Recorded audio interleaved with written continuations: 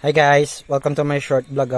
Sa ano pala, ayan ka-harvest lang natin ng palay kahapon. Kasi minumukbang na ng mga biik. Lapitan natin sila. Ay mga bi, run! Ay bi, lapit dito bi. Bi, lapit. Halika dito bi. Lumapit ka isa. Dito ka. Ayan tamang kain lang si ate mo. Ayan tamang kain lang. Nagsusuwagan pa. Yeah, ito na yung natira namin palay. Turn namin kaya sa farm namin. Turn namin kaya sa farm namin. Palitan tayo ng damit.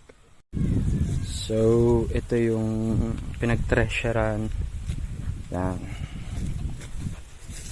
So, 2 days before ng Pepito, inani na yung mga palay. Tapos, may mga natira pa kasi medyo hilaw-hilaw pa. So, yun, pupuntahan natin siya ngayon. Hindi ako nakapag-vlog kahapon kasi low-bat.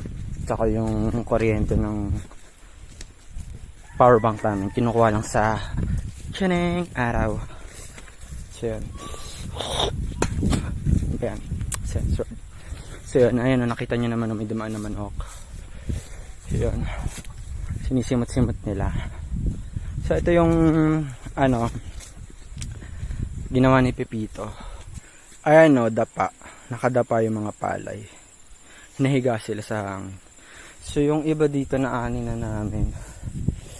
Kaya yan, yan kahapon na ani na siya. Ay Dak! Dak!